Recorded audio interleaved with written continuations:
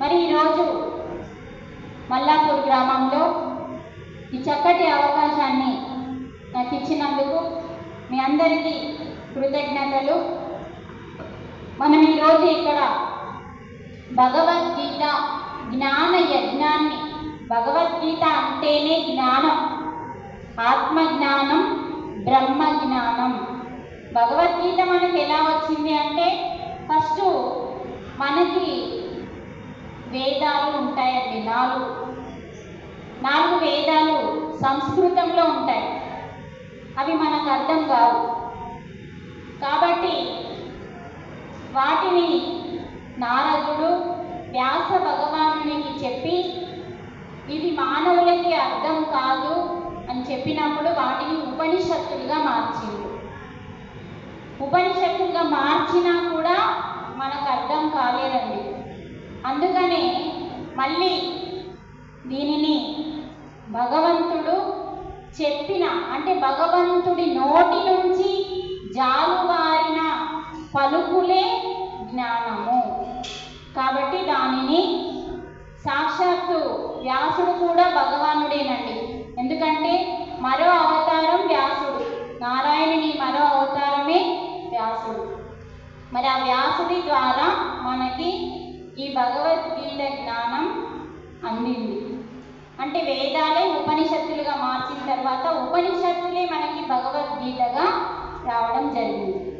అయినా కూడా మనం భగవద్గీతని చదవడం లేదు. ఎంతమంది ఇంట్లో భగవద్గీత ఉంది చేతులు అవ్వటండి. మా ఇంట్లో భగవద్గీత ఉంది అని చేతులు అవ్వటండి. ఓకే, సంతోషం. సరే, మీ ఇంట్లో భగవద్గీత ఏం చేస్తుంది?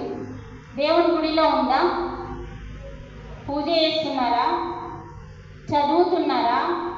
అసలు అర్థమైందా? అసలు ఆచరిస్తున్నారా? చెప్పండి. ఆచరించడం అంటే అందులో ఏముందో తెలియాలి ఫస్ట్. సరే, భగవద్గీతని ముట్టడం అంటే కూడా భయం అండి. ఎందుకంటే మనకి భగవంతుడంటే భయం. ఫస్ట్ భగవంతుడంటే భయం ఉండన్నా, గౌరవం ఉండన్నా తెలుసుకోవాలి.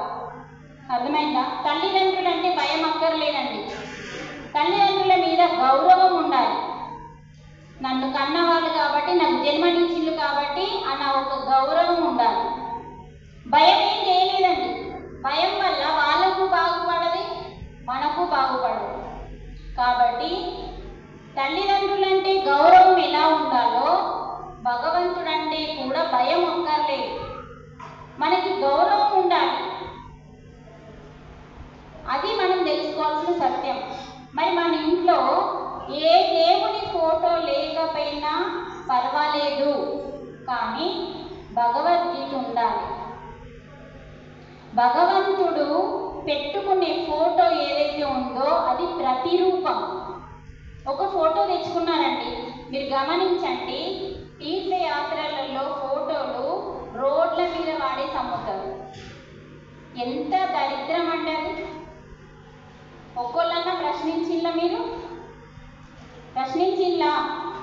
తీర్థయాత్రలలో తిరుగుతాం మన డస్ట్ అంతా ఏమవుతుంది? కాళ్ళ డస్ట్ అంతా.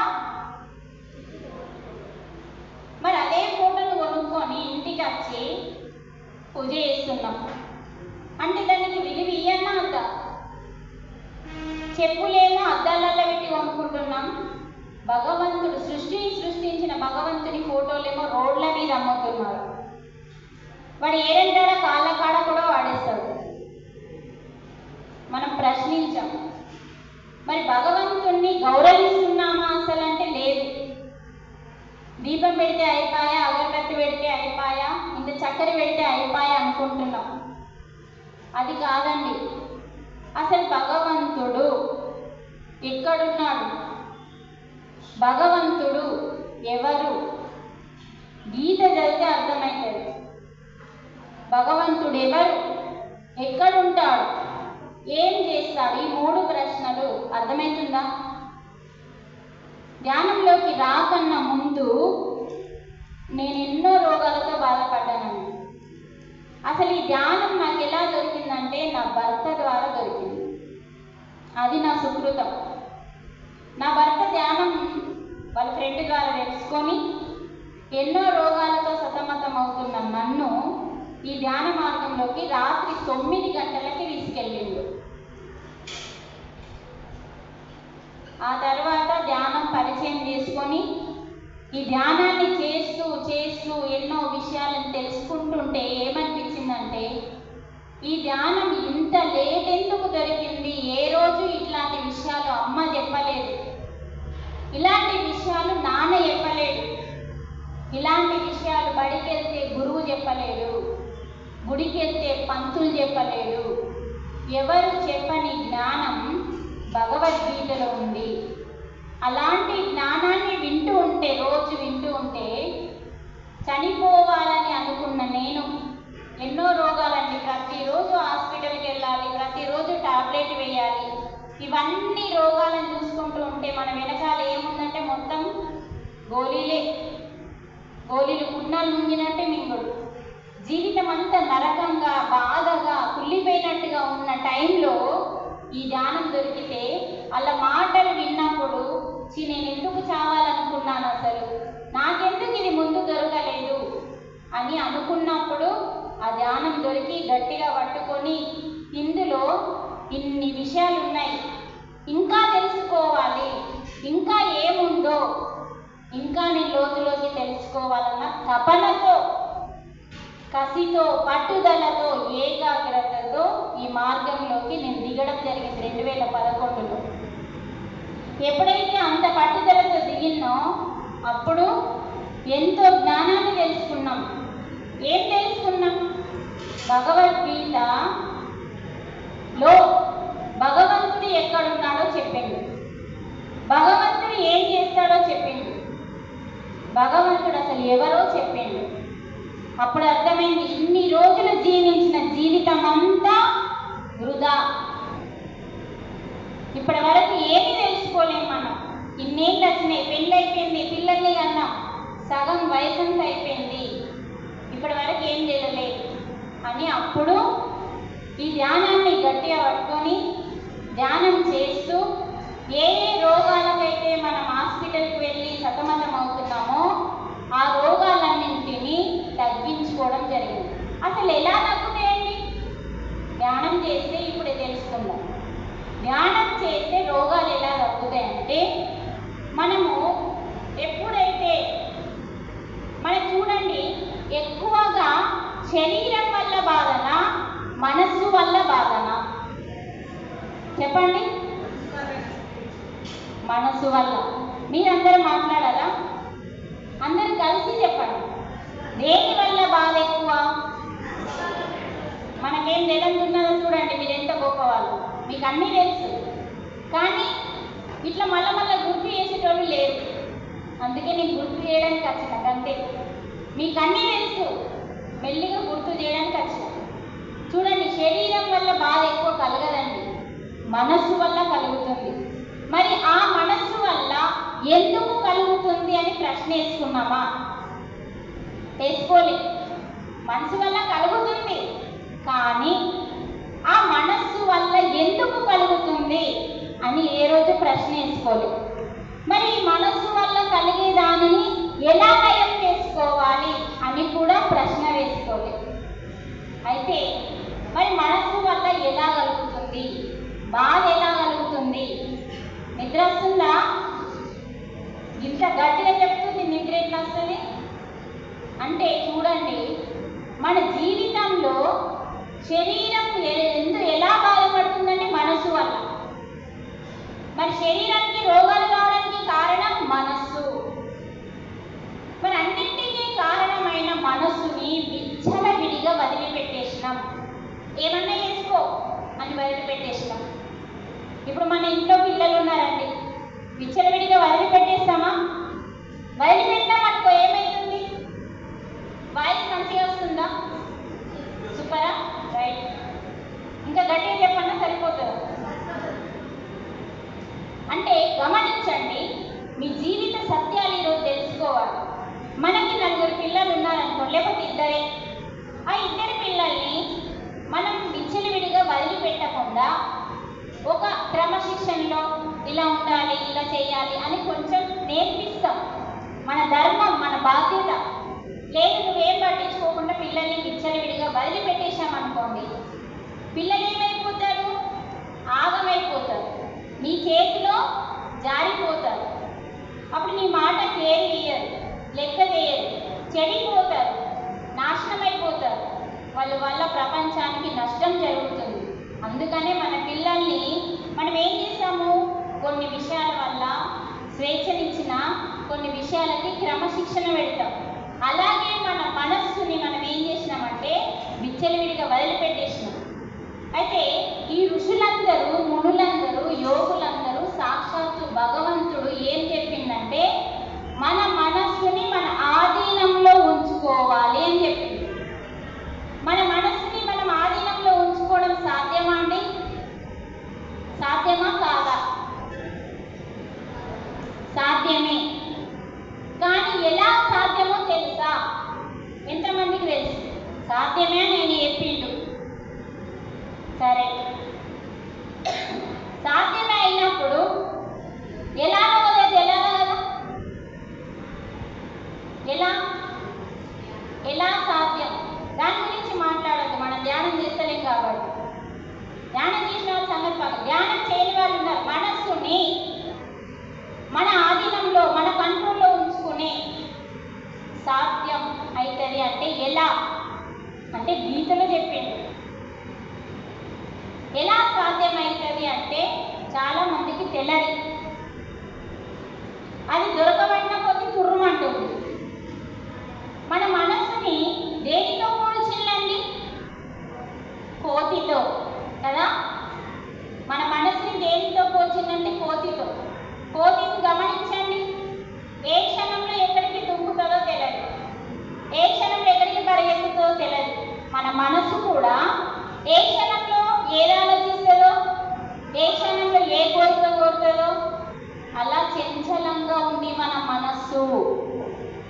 అర్థమవుతుందా? మరి చంచలంగా ఉన్న మన మనస్సు ఫస్ట్ ఏం కావాలి? నిశ్చలం కావాలి. అంటే చంచలం అంటే ఏంటిది? పరిగెత్తుతుంది, ఏ క్షణంలో ఎక్కడికి పరిగెత్తుతుందో తెలియదు, పరిగెత్తుతూ ఉంది. భారతమ్మ, నువ్వు వెళ్ళి ఒక గ్లాస్లో వాటరు, విడిగా మట్టి, అందులో వేయకుండా విడిగా మట్టి తీసుకురండి. ప్రాక్టికల్ చేసి చూపిద్దాం మన మనసు ఎలాంటిదో. అంటే ప్లాస్టిక్ గ్లాస్, అర్థమైందా? మన మనసు చంచలం, కోతిలాగా. అలాంటి మనస్సుని భగవంతుడు ఏం చెప్తుండు గీతలో? నిశ్చలం చేయమంటుండు. నిశ్చలం అంటే నువ్వేం చెప్తావో, నువ్వే పని చేస్తావో దాని మీద ఉండాలి నీ మనస్సు అని చెప్పిండు. దాన్ని నిశ్చలం అంటాం. అంటే ఒక జాగలు ఉండడం. మరి ఒక జాగలు ఉండాలంటే మనసుకు సాధ్యం కాదు. మరి దానికి మందు బయట ఉందా అండి? ఒక డాక్టర్ దగ్గరికి వెళ్తాం, మనస్సుకు మందు కనిపెట్టిండా డాక్టర్? లేదు. పోనీ ఎవరు కనిపెట్టిందంటే ఒక యోగి కనిపెట్టిండు. ఒక భగవంతుడు ఒక యోగిని, అంటే ఒక మనిషిని సృష్టించి ఆయనకి జ్ఞానాన్ని బోధించి ఒక ఋషిగా, ఒక యోగిగా మార్చి ఆ యోగి కనిపెట్టిండు.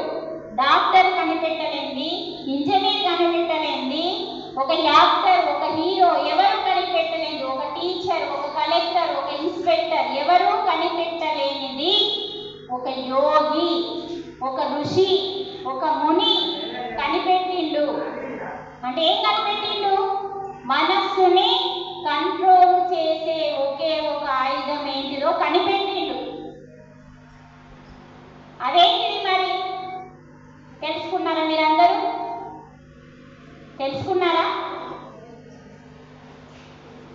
ఆ యోగి ఏం కనిపెట్టిండు అంటే మన మనస్సు మన ఆధీనంలోకి మనం చెప్పినట్టే వినాలి అంటే ఏం చేయాలి అని చెప్పిండు. అంటే పుట్టుక దగ్గరికి వెళ్ళమని చెప్పిండు.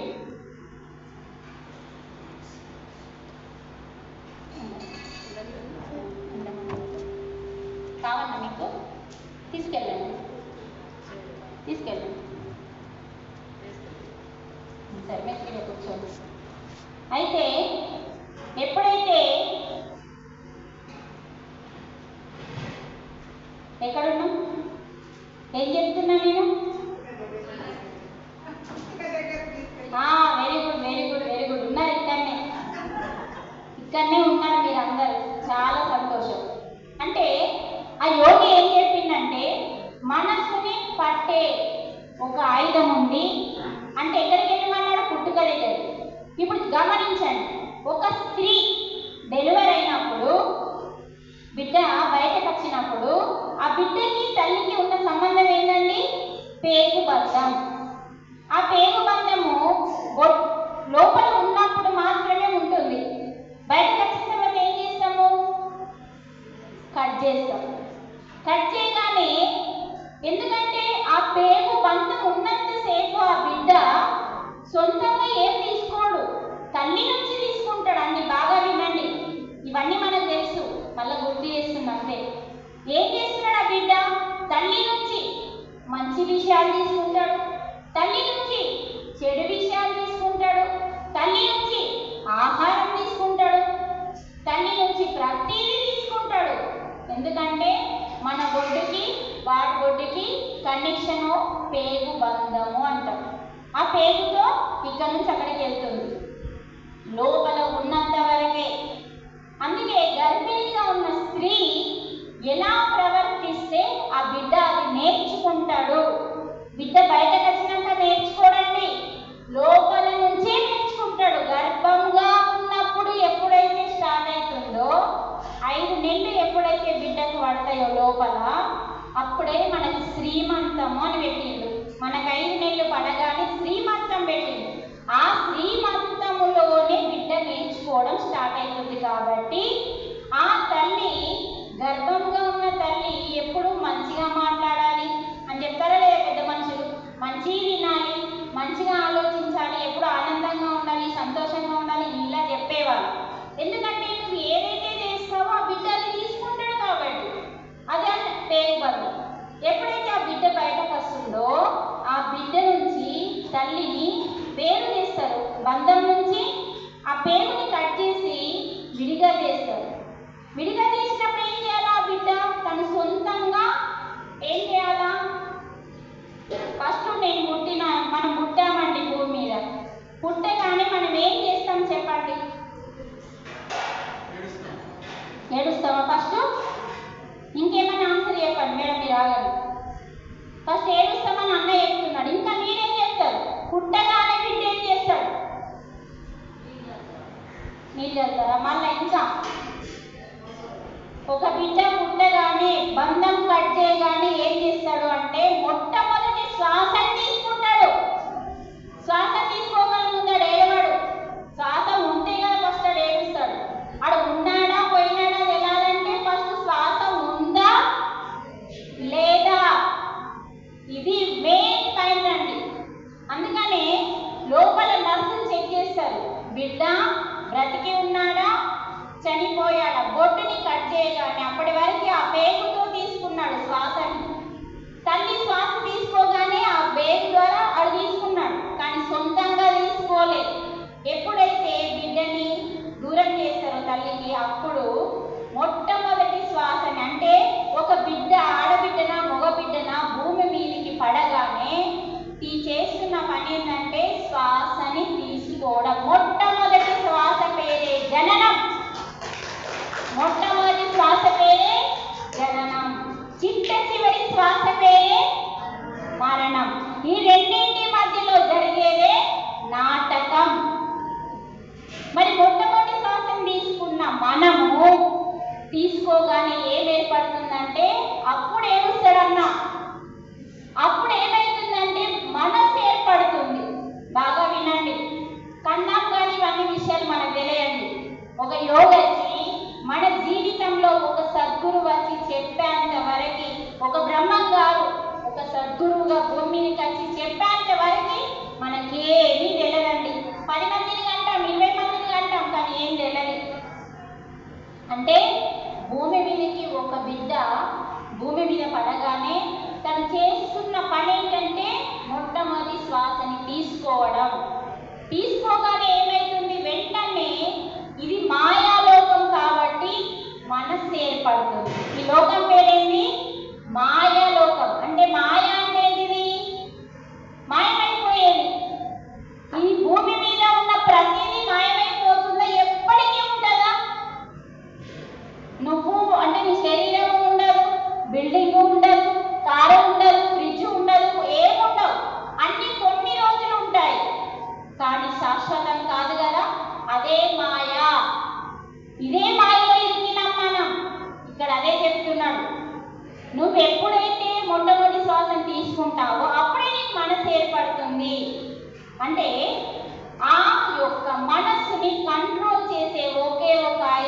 శ్వాస అని కనిపెట్టిండు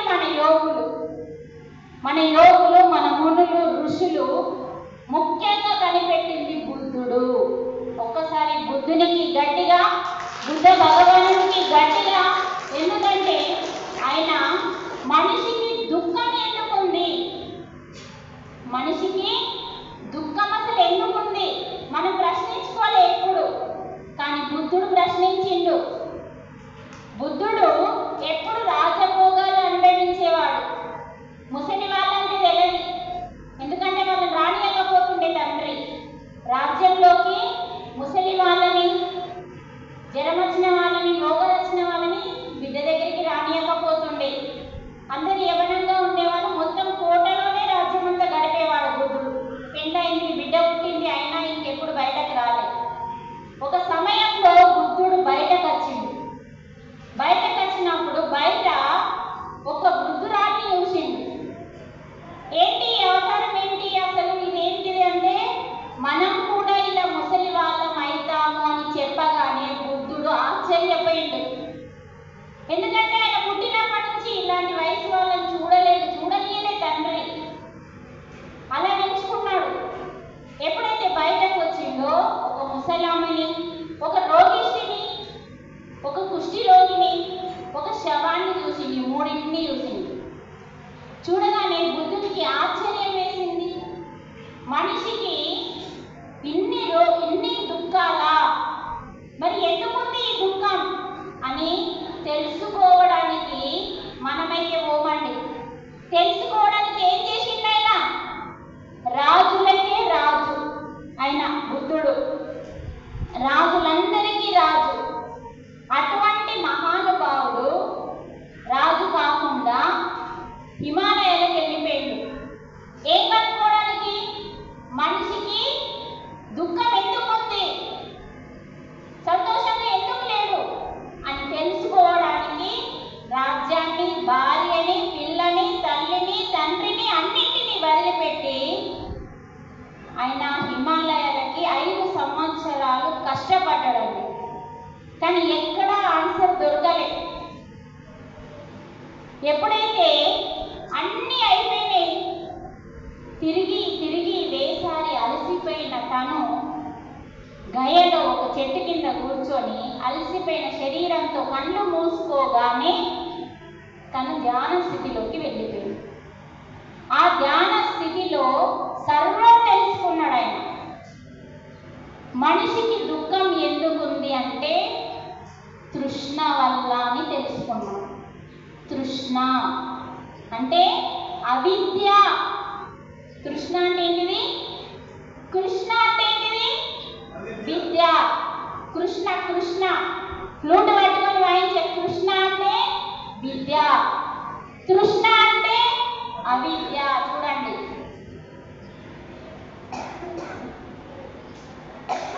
ఈ విషయం మనకు తెలియదు బుద్ధుడు చెప్పేదాకా. అంటే చూడండి, కృష్ణ అంటే మనం ఏమనుకుంటామంటే ఒక విగ్రహం, ఒక ఫ్లూట్ పట్టుకుంటాడు, ఇదా అనుకుంటాం. అసలు కృష్ణ అంటే జ్ఞానం, కృష్ణ అంటే విద్య, చదువు. అందుకే మనకి చదువునిచ్చిందండి కృష్ణుడు.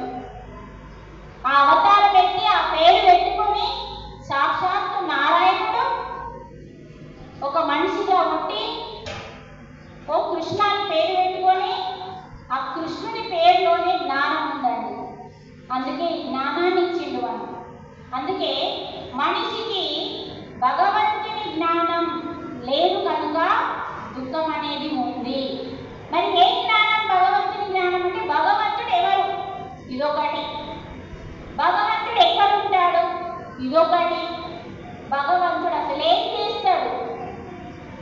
మనలాగా వ్యవసాయం చేస్తాడా? మనలాగా బీడీ చేస్తాడా? మనలాగా టీచర్ జాబ్ చేస్తాడా? అసలు ఏం చేస్తాడు అంటే అన్నిటికీ ఆన్సర్ గీతలో ఉంది. తెలుసుకుందాం 3 రోజులలో.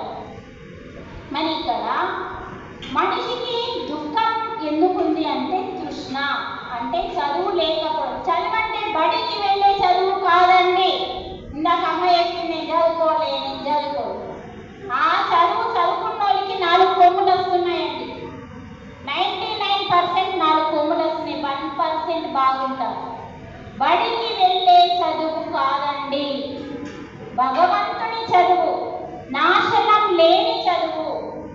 ఎప్పటికీ నాశనం కాదండి. నువ్వు శరీరాన్ని వదిలిపెట్టి వెళ్ళిపోయినా కూడా నీతో వచ్చే చదువు ఒకే ఒక చదువు, అదే ఆత్మవిద్య. ఏ విద్య? గట్టిగా, నేనైతే గట్టిగా చెప్తున్నా. సరే మేడం, మీకు మైక్ ఉంది, మీరు గట్టిగా చెప్తున్నాను. ఆత్మవిద్య, ఆత్మవిద్య, గట్టిగా. నాశనం కాని విద్య. Very good. నాశనం కాని విద్య ఆత్మవిద్య. అంటే మనం తెలుసుకోవాల్సింది ఏదో బడిలో ఇచ్చే పుస్తకాల విద్య కాదండి. అది నాశనం అవుతుంది. అంటే అది కేవలం ఈ జన్మ వరకే ఉంటుంది. కానీ ఆత్మవిద్య జన్మ జన్మలకే ఉంటుంది. నువ్వు ఈ జన్మలో ఎంతవరకు చదువుకుంటావో ఆత్మవిద్య, జ్ఞానము, ఆత్మజ్ఞానము, బ్రహ్మజ్ఞానము మళ్ళీ జన్మలో అక్కడి నుంచి మొదలవుతుంది. ఎక్కడి నుంచి ఆపేసావో అక్కడి నుంచి మళ్ళీ మొదలవుతుంది. మరి అది అలాంటి మనస్సుని పట్టుకోవాలంటే మన యొక్క శ్వాసని పట్టుకోమన్నాడు. మనస్సుని మన ఆధీనంలో, చంచలంగా పరిగెత్తుతున్న మనస్సుని మన ఆధీనంలోకి నిశ్చల స్థితికి తీసుకురావాలి. ఎప్పుడైతే మనస్సు నిశ్చల స్థితి అవుతుందో అది నిర్మలం అవుతుందని చెప్పిండు. మరి ఎలా అవుతుందో ఇప్పుడు మనం ప్రాక్టికల్ చేసి చూద్దాం. మీకు అర్థం కావాలి కదా. మీకు అర్థం కావాలంటే సింపుల్గా అమ్మ, ఒకప్పుడు మనం నీళ్లు కొనుక్కునే వాళ్ళం కాదు. ఏ నీళ్ళు తాగే వాళ్ళం? మున్సిపల్ వాటర్, మంచి నీళ్ళు వచ్చేవి. కాలువ నీళ్ళేనా? అంటే తీయగుండేవి. వర్షాకాలం వచ్చింది అనుకోండి, నీళ్ళు ఎలా ఉండేవి? మురికిగా, మీ మనసులాగా మురికిగా ఉండేవి. అయినా కూడా మనకు తప్పదు, అవే నీళ్ళు తాగుడు. కొనుక్కునే నీళ్ళు లేవు, కానీ ఆ నీళ్ళు తాగినప్పుడే బాగుంది. అంటే ఆ మురికి నీళ్ళను కూడా మనం తెచ్చుకొని ఏం చేసేవాళ్ళం అంటే, బిందెలో నీళ్ళని బిందెలు ఎత్తుకొని వచ్చినప్పుడు నీళ్ళని గమనించండి, అటు ఇటు ఊగుతూ ఉంటాయి. అందులో ఉన్న మురికి కూడా అటు ఇటు ఊగుతూ ఉంటుంది. ఎప్పుడైతే ఆ బిందెని తీసుకొచ్చి నువ్వు ఇంట్లో ఒక జాగర పెడతావో, అంటే ఒక స్థలంలో పెడతావో, అప్పుడు మురికి అంటే ఏమైతుంది? అడుగు అంటే కిందికి పోతుంది. చూడండి, ఇక్కడ బాగా ఇంపార్టెంట్ పాయింట్ ఇది. నీటిలో మురికి అడుగు పోవాలంటే కదలకుండా ఒక బిందెని ఏం చేసినా, ఒక స్థలంలో కదలకుండా మెల్లగా పెట్టినాం. దాన్ని ఇంకా కదలకుండా అలాగే ఉంచండి. మురికి అంటే ఏమైతుంది? కింది పోతుంది. మరి పైన నీళ్ళని ఏమైతున్నాయి? తెల్లగా అవుతుంది. అప్పుడే కదా మనం తాగింది. ఇంకేమైనా కథలు చేసినామా? ఏం చేయాలి? తెచ్చిన బిందెని కదలకుండా ఒక జాగలో ఎలా పెట్టామో అప్పుడు ఆ నీళ్లు తేరుకొని ఆ నీళ్ళని తాగి బతికినాం.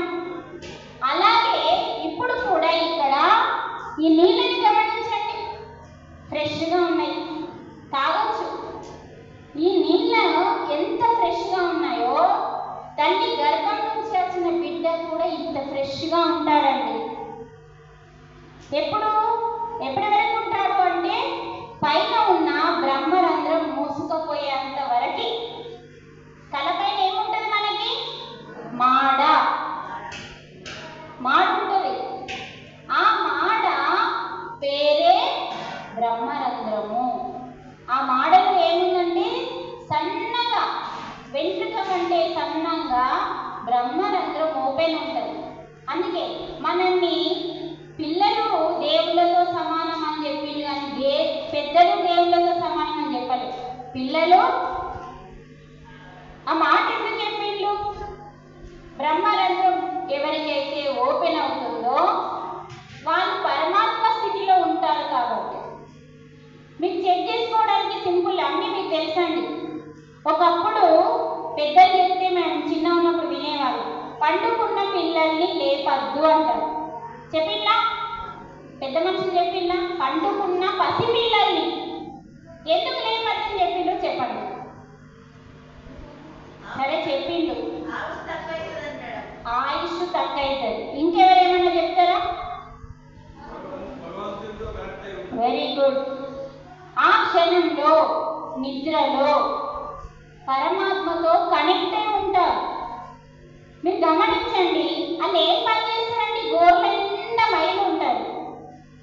గమనించండి, చిన్నపిల్లలు ఉన్నప్పుడు గమనించండి, వాళ్ళు ఏమైనా పని చేస్తారా? గోర్ల నిండా మైలు ఉంటుంది. ఇక్కడ భూలోకంలో పని చేయరు వాళ్ళు, ఆత్మలోకంలో పని చేస్తారు వాళ్ళు. పరమాత్మతో ఎప్పుడైతే కనెక్ట్ అవుతారో నిద్రలో ఏడుస్తారు, నిద్రలో నవ్వుతారు, ఏమేమో చేస్తారు, వింటారు. మనం వాటిని చూసి ఇక్కడ మర్చిపోతూ ఉంటాం. అంటే ఇక్కడ ఏం జరుగుతుందంటే పసిబిడ్డకి నీది నాది అనే మాయ ఇంకా అంటుకోలేదు.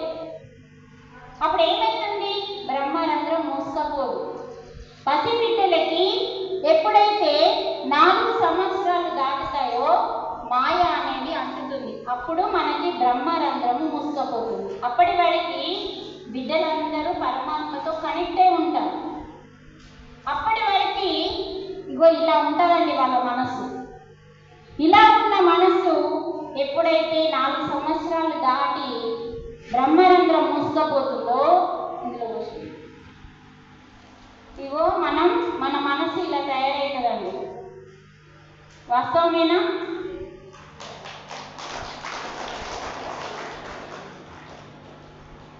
ఇలా తయారైన మన మనసు చూడండి ఎలా తిరుగుతుందంటే, మన మనసు లోపలున్న మైల అంతా తిరుగుతూ ఉంది. అదొక ఆలోచన, ఇదొక ఆలోచన, అట్లా ఇది ఇట్లా ఎన్ని ఉన్నాయండి మీ నెత్తిలో? ఇగో ఇవన్నీ మైలలు కనిపిస్తున్నాయా? మైల ఇవన్నీ చూడండి మలినాలు తిరుగుతున్నాయి. తిరిగే మలినాలే నీ మనసులో వచ్చే వ్యర్థపు ఆలోచనలు. ఇలా తిరుగుతూ ఉన్నాయి. మరి ఇలా తిరుగుతూ ఉన్నప్పుడు నీ మనసు ఏమైతుంది? అల్లకల్లోలమైనప్పుడు నీ శరీరానికి రోగాలు వస్తాయి. మరి ఈ మనస్సు నీ ఆధీనంలో లేదు ఇప్పుడు. మరి దీన్ని ఏం చేయాలా? కదలకుండా, ఇప్పుడు నేనేమో కదిలిస్తున్నా, దీన్ని అప్పటి నుంచి కదిలిస్తున్నా, గమనించండి. ఎంతసేపు కదిలిస్తావో ఇది శుద్ధి కాదు. ఎంతసేపు పరిగెత్తుతావో నీ మనసు శుద్ధి కాదు. ఎప్పుడైతే దీన్ని కదపడం ఆపేసి ఒక జాగలా ఇలా ఉంచుతావో అది పోతే కాసేపు అయిన తర్వాత ఆ మలినాలన్నీ, ఇది మీకు తెలుసు. అంటే మన మనస్సు కూడా ఒక జాగల, అంటే శ్వాస మీద కాసేపు ఉన్నదంతా మనం పనులు ఉంటాయండి, రోజంతా పనులు ఉంటాయి. ఆ పనులన్నీ చేసుకుంటూ కాసేపు, అంటే మీ వయసు ఎంత ఉంది?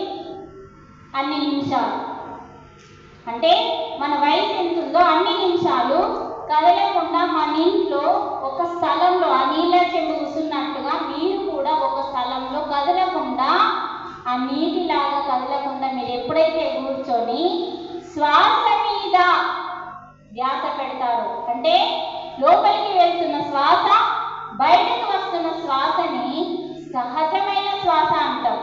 అంటే సహజమైన అంటే భగవంతుడు పెట్టిన శ్వాసని సహజమైన శ్వాస అంటారు. మీరు ప్రాణాయామం చేయండి, ఇట్లా అల్లోకిలో చేయండి, అది సహజమైన శ్వాస కాదు. అంటే దానికది వస్తు, మీరు పెంచద్దు, శ్వాసని తగ్గించద్దు. గుర్తుంచుకోండి. ఎప్పుడైతే దానికది వస్తువు పోతున్నా, నార్మల్గా ఇప్పుడు నేను మాట్లాడుతున్నా, మీరు వింటున్నారు, అయినా కూడా మన శ్వాస నడుస్తుంది కదా, అలా సహజమైన శ్వాస మీద ఏం చేయాలా? మన ధ్యాస పెట్టాలి. పెట్టినప్పుడు ఏమైతుంది? మీ మనస్సు చంచలంగా పరిగెడుతున్న మీ మనస్సు నిశ్చలమైతుంది. అంటే చంచలంగా పరిగెత్తుతున్న నీ మనస్సు చూడండి, మలినాలన్నీ కిందికి పోయినట్టు నీ మనస్సు అప్పుడు నిశ్చలమైతుంది. అంటే ఒక జాగ మీద ఉంటుంది. శ్వాసలో ఏముందంటే ప్రాణశక్తి ఉందండి. మన శ్వాస గురించి మనకేం తెలియదు. భగవంతుడు ఎప్పుడైతే తల్లి గర్భంలో ఉన్నప్పుడు మనకి ప్రాణం పోస్తాడో ఆ ప్రాణమే శ్వాస. ఆ శ్వాసలో ప్రాణాన్ని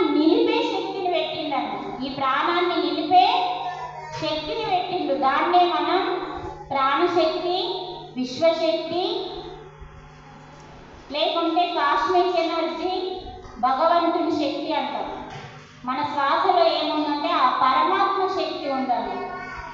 అందుకే మనకి గీతలో ఇచ్చింది 4వ అధ్యాయంలో మనకేం చెప్పిండు, జ్ఞానయోగం 4వ అధ్యాయంలో జ్ఞానయోగంలో చెప్తున్నాడు, మీ శ్వాసని ఒక్కటి చేస్తే అప్పుడు మీ మనసు మీ ఆధీనంలోకి వస్తుంది. మీ మనసు ఎప్పుడైతే మీ ఆధీనంలోకి వస్తుందో మీ మనసు చంచలంగా ఉండకుండా అప్పుడు మీ ఆధీనంలోకి వచ్చినప్పుడు మీకు ఆరోగ్యం వస్తుంది. అంటే శ్వాస మీద ధ్యాస పెట్టడం వల్ల ఏమవుతుందంటే నాడీ మండల శుద్ధి జరుగుతుంది. మన లోపల ఇందాక మనం మేడం చెప్పింది కదా, బ్రహ్మరంధ్రం ఓపెన్ అవుతుంది. మన శ్వాస మీద ధ్యాస పెట్టినప్పుడు వీర బ్రహ్మం గారు చక్కగా వివరించారండి. తల్లితో పెంచిన తల్లికి చెప్తాడు, నన్ను వదిలిపెట్టేసి వెళ్ళిపోతావా బిడ్డ అని ఏడుస్తుంటే అప్పుడు చెప్తాడు, శ్వాస మీద ఎప్పుడైతే ధ్యాస పెడతామో ఇక్కడ నుంచి ఇక్కడ వరకు 12 అంగుళాలు ఉంటుందండి మన శ్వాస. ఆ 12 అంగుళాలుగా ఉన్న మన శ్వాస మీద మనం ఎప్పుడైతే ధ్యాస పెడతామో అది చిన్నదవుతూ వస్తుందండి. చూడండి, మన అంతరంగంలో ఎన్నో అద్భుతాలు జరుగుతాయి. మనకి విషయము వీరబ్రహ్మం గారు చెప్పినా ఎక్కలే, పత్రిత్యాసి చెప్పినా ఎక్కలే. కానీ మనకి దుఃఖమే బాగుంది, హాస్పిటలే బాగుంది అని ఫిక్స్ అయిపోయినాం మనం.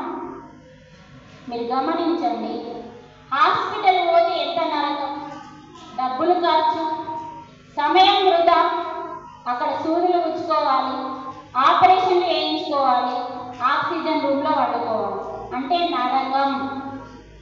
ఎంత నష్టం అండి హాస్పిటల్ అంటే భయం. అవన్నీ అక్కర్లేదండి.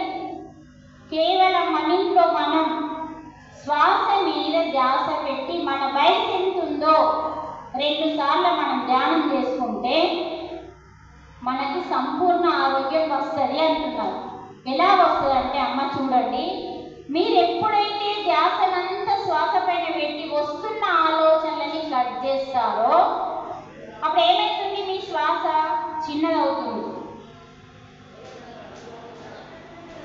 ఇక్కడికి వస్తుంది. ఎక్కడైతే మొదలవుతుందో మన శ్వాస అక్కడికి వస్తుంది. అక్కడికి వచ్చి నీలో పరం జ్యోతి కనిపిస్తుంది. ఇక్కడ మన లోపల ఒక జ్యోతి ఉందండి, అది ఆరిపోదండి. బాగా వినండి, మన లోపల ఏముంది, ఒక జ్యోతి ఉంది, ఒక ప్రకాశం, ఒక చైతన్యం ఉంది. ఆ చైతన్యమే పరమాత్మ. ఆ పరమాత్మ నీ లోపల వెలుగుతూ ఉన్నాడు.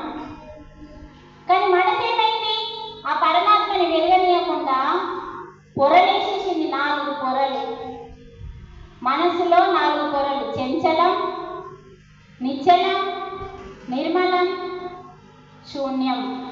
ఈ 4 పొరలు ఆ పరమాత్మ వెలిగే చైతన్యం మీద వేస్తే అది కనిపిస్తలేదు మనకు. ఆ పొరలను తీసేయడమే ధ్యానం.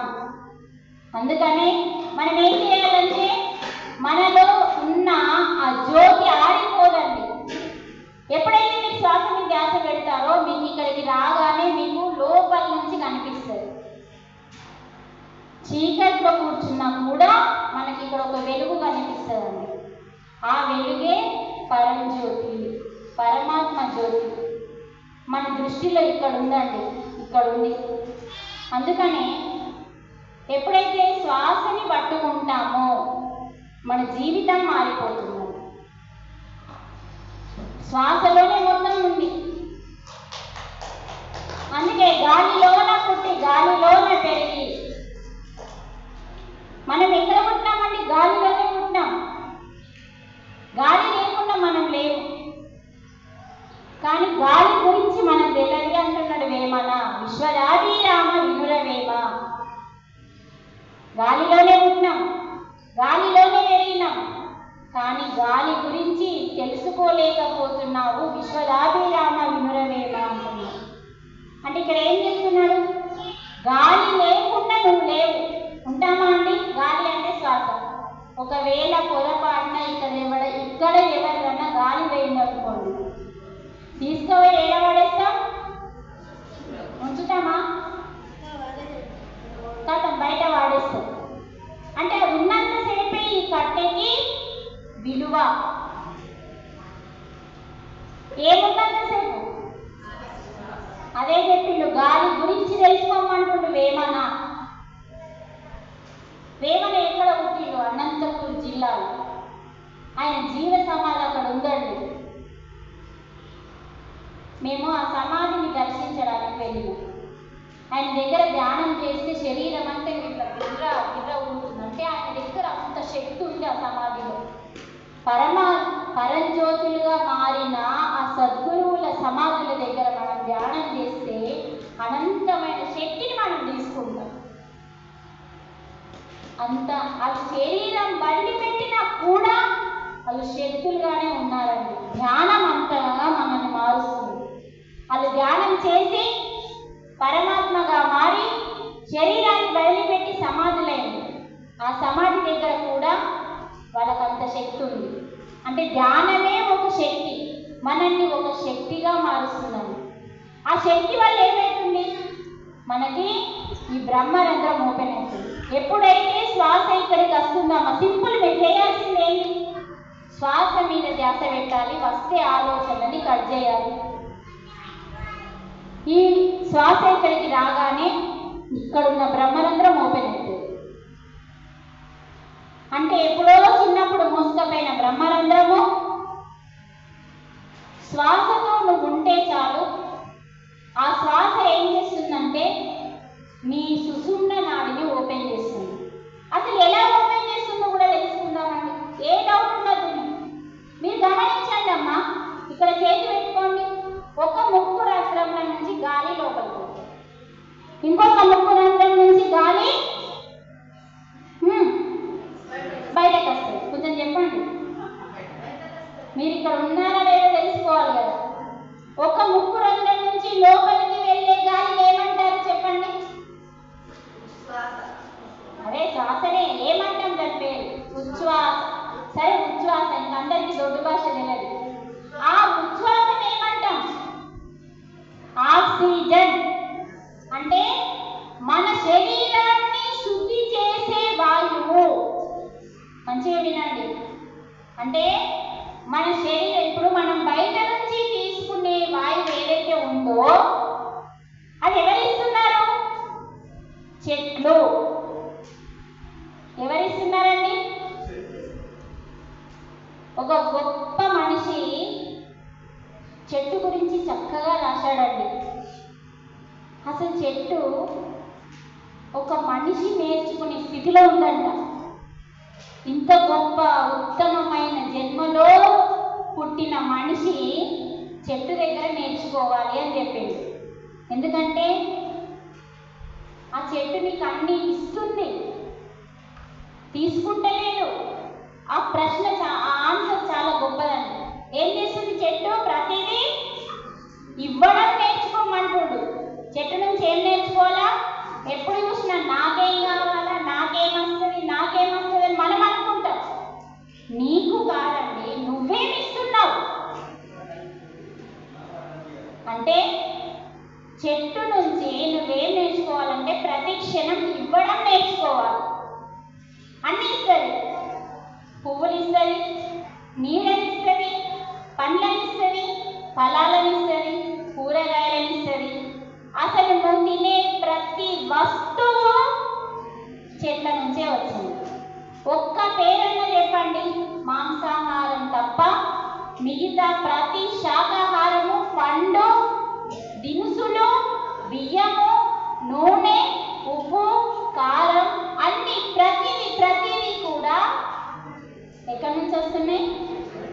చెట్ల నుంచి. మేడం నిద్ర వస్తున్నారు.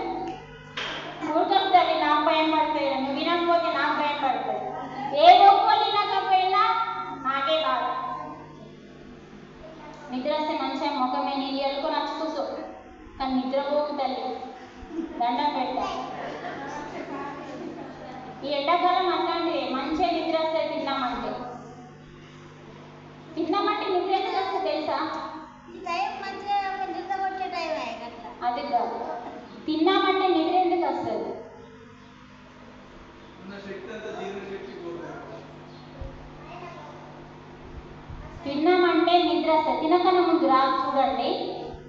ఆకలితో ఉన్నామనుకో రాదు. మంచిగా పుష్టిగా తిన్నా అందుకు కాదు. మనము తినేది ఏంటిదండి? వండింది. నువ్వు చెక్ చేసుకోవాలి. అన్ని తెలుసుకోవడానికి ప్రతిదీ చెక్ చేయాలా. తిన్నామంటే నిద్ర ఎందుకు వస్తుంది అని ఎవ్వడు ప్రశ్నించాడు. నిద్ర వస్తుంది మంచిగా వండాలా, ఏం ప్రశ్నిస్తామో అని అనుకుంటాం. కానీ తెలుసుకోవడం కోసం ప్రశ్నించాలి.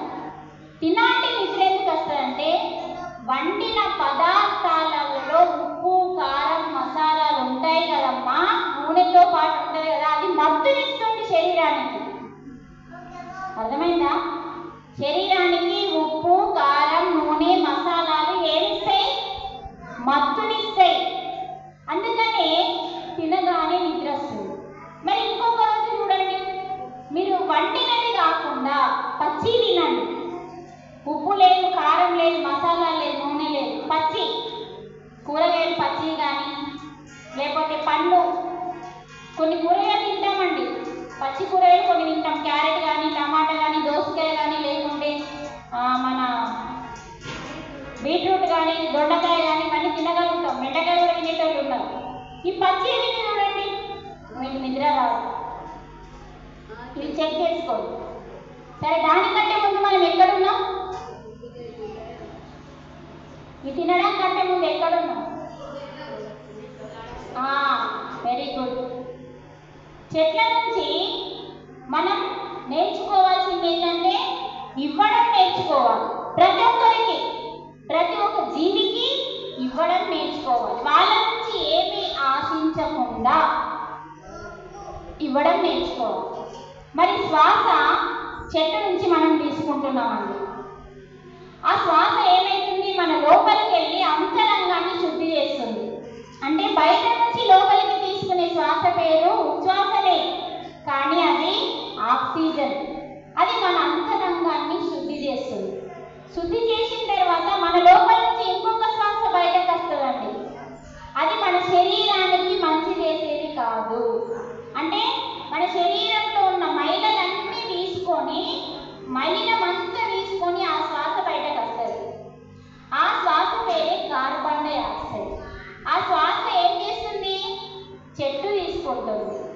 చూడండి, నీకు మంచిని ఇస్తుంది, అది చెడుని తీసుకుంటుంది. ఆ చెడు దానికి ఉపయోగపడుతుంది. అంటే శ్వాస నువ్వు తీసుకుంటున్నావు అంతే తెలుసు, కానీ శ్వాస నువ్వు తీసుకున్నప్పుడు నీకేం జరుగుతుందంటే నీ అంతరంగంలో శుద్ధి జరుగుతుంది. బట్ తీసుకుంటేనే శుద్ధి జరిగితే మరి శ్వాస మీద ధ్యాస పెట్టి తీసుకుంటే, మీరు గమనించండి అమ్మా. ఇప్పుడు మనం చేనులో పని చేస్తాం. అంటే చేను అంటే ఏమంటారు మీరు? పొలాలు. మీరు పొలాలేనా అనేది? పొలాలు, తోటలు. ఏదైనా పంట వేసినప్పుడు కలుపు తీయాలి. కలుపు కంపల్సరీ ఉంటుంది కదా, అంటే వేస్ట్ మొక్కలు. వాటిని తీయాలంటే కొడలు ఉండాలి. మరి కొడలు చేతిలో పట్టుకొని పరధ్యానంతో మీరు కలుపు తీస్తారనుకోండి, ఏమవుతుంది? చేతి దేవుతుంది.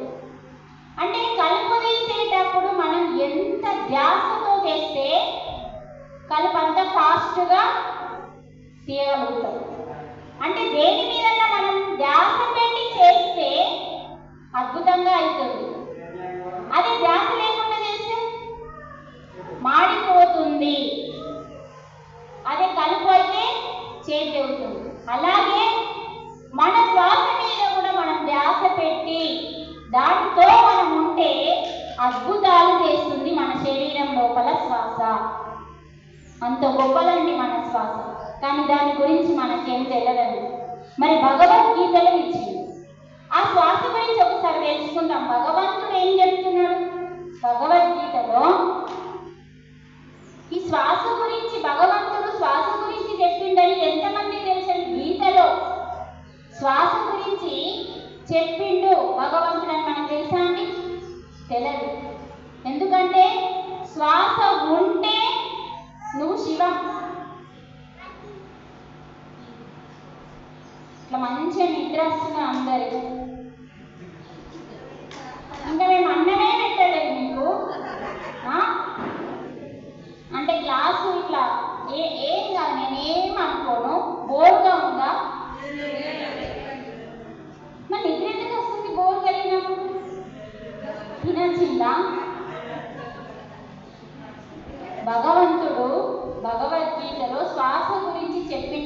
తెలియదండి. ఎప్పుడైతే వీరబ్రహ్మం గారి జీవిత చరిత్రని ఒక సినిమాగా మనకు చూయించిందో, అది బుద్ధి ఉన్న వాళ్ళు, బుద్ధి లేని వాళ్ళు ఇద్దరు చూస్తారండి. బుద్ధి ఉన్న వాళ్ళు చూసిన వాళ్ళు దాంట్లో ఏముందో కనిపెట్టారు. మీరు గమనించండి, అందరూ చూస్తారండి సినిమాని. కానీ ఒక తెలివి ఉన్నవాడు ఏం చేస్తాడంటే దాంట్లో ఉన్న జ్ఞానాన్ని తీసుకుంటాడు. అవునా కాదు? దాంట్లో ఉన్న జ్ఞానం తీసుకుంటాడు తెలివి గలవాడు. తెలివి తక్కువడు ఎంటర్టైన్మెంట్ కోసం చూస్తాడు. వీరబ్రహ్మం గారి జీవిత చరిత్ర నేను 100 సార్లు చూసిన. ఆ 100 సార్లు ఆ జీవిత చరిత్రలో ఆయన ఏం చెప్పిండు ప్రతిదీ నా నోట్లో ఉందండి. ఎందుకు 100 సార్లు చూసిన అంటే నాకు అది మొత్తం నా వశమైపోవాలి, నాకు కంఠస్థం కావాలి. ఆయన ఇచ్చిన జ్ఞానం, ఆయన కాల జ్ఞానమే కాదండి, ఆత్మ జ్ఞానం కూడా ఇచ్చింది. ఏం కాదు, కొంచెం క్లాస్ లేట్ స్టార్ట్ అయింది. 10 గంటలకి క్లాస్ అంటే 1 గంటకి క్లాస్ స్టార్ట్ అయింది. 3 గంటలు లేట్. అందుకని ఇలా భోజనం పెట్టేది లేట్ కదా. అయితే మనకి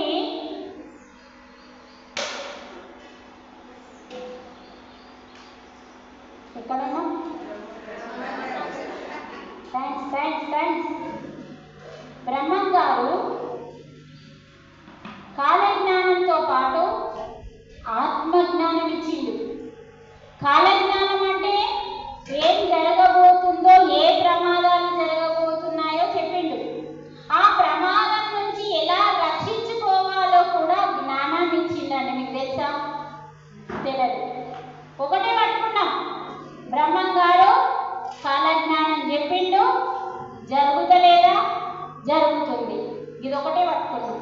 కానీ బ్రహ్మం గారు గొప్పతనం గురించి తెలుసుకోండి. ఆయన ఏం చెప్పిందంటే జరగబోయే జీవితంలో, జరగబోయే ప్రపంచంలో ఏది జరగబోతుందో మరి ఎలా తెలుసండి ఆయనకి? మనలాగానే పుట్టిండు కదా, మనలాగానే మనిషిలాగానే పుట్టిండు ఆయన. మరి ఎట్లా తెలుసుకున్నాడు ఆయన? ఏం చేస్తే తెలిసింది ఆయనకి? ఏం చేసిండు? ఎక్కడ చేసిండు? గుహలలో, ఒంటరిగా. గుహలలో ఎందుకు చేస్తారు తెలుసా? మీ దగ్గర ఎంత పెద్ద అదేంటిదండి, అసలు దానికి ఎంత శక్తి ఉంటుందో మీకు తెలియదండి. అందరు గిరి ప్రదర్శన అంటున్నారు కదా, అరుణాచలంలో గిరి ప్రదర్శన అంటున్నారు. ఆ గిరి మీ దగ్గరనే ఉంది కదా. నిజం, ఈ మల్లాపూర్ అదృష్టం. అది అంత గొప్ప శక్తి ఉంటుంది దానికి. అలాంటి గుహలలో వీరబ్రహ్మం గారు ధ్యానం చేసింది. ఇప్పుడు మనం అదే కదా నేర్చుకుంటుంది. వీరబ్రహ్మం గారు ఏ ధ్యానమైతే చేసి కాలజ్ఞానాన్ని అంటే జరగబోయేదాన్ని, ఇందాక అన్నపూర్ణ చెప్పింది చూడండి, వాడిపోయిన చెట్టు వాడిపోతే పీకే అంటే పీకే బుద్ధి కాలే అన్నది. ఆమె మనసులో ఏమొస్తుంది, లోపల ఏమొస్తుందంటే అది చిగురిస్తుంది అని వస్తుందట. చూడండి, అంటే ఈమెకు కూడా జరగబోయేది ముందే తెలిసింది. అలాగే కాలజ్ఞానం అంటే జరగబోతున్న విపత్తులు, ప్రమాదాలు చెప్పిండు. వింతలు ప్రమాదాలు చెప్పిండు. కాలజ్ఞానం అంటే ధ్యానం చేసి సంపాదించిండు. మరి ఆయన ఎప్పుడు పుట్టిండు? 1608వ సంవత్సరంలో పుట్టిండు. ఆయన ఎప్పుడు పుట్టిండో మనకు తెలియదు. అసలు ఆయన ఎవరో మనకు తెలియదు. సాక్షాత్తు నారాయణ వీరబ్రహ్మం గారు.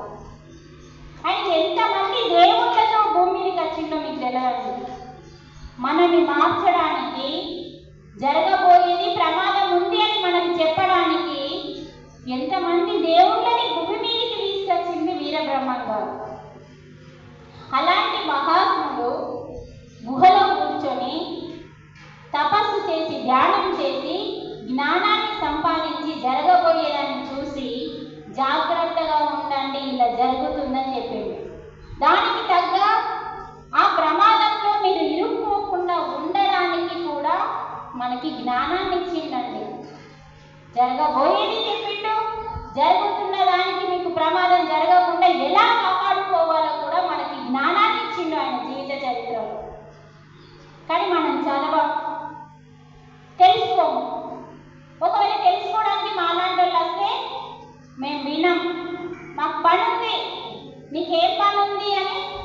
మాకు ప్రశ్నలు.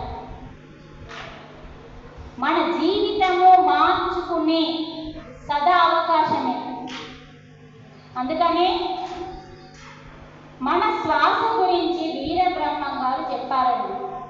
శ్వాస ఎప్పుడైతే ఉన్నట్టుగా దాని మీద మీరు ధ్యాస పెడితే చాలండి, శ్వాస చిన్నదై ఇక్కడ నిలిచిపోయి ఇక్కడ పరంజ్యోతి చూపిస్తుంది.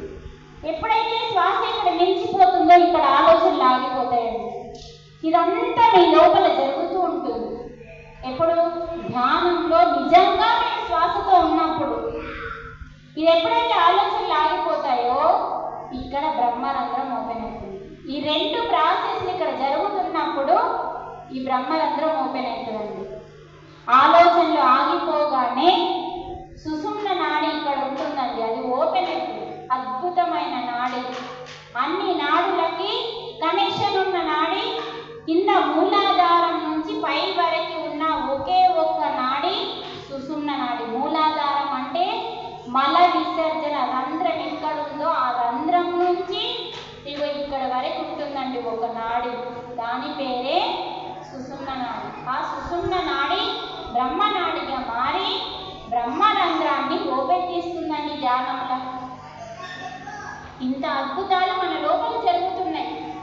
ఎప్పుడైతే బ్రహ్మరంధ్రం ఓపెన్ అవుతుందో అంతటా నిక్షిప్తమై ఉన్న పరమాత్మ శక్తి నీ లోపలికి వస్తుంది. ఇది ఓపెన్ అయితేనే గుర్తుంచుకోండి.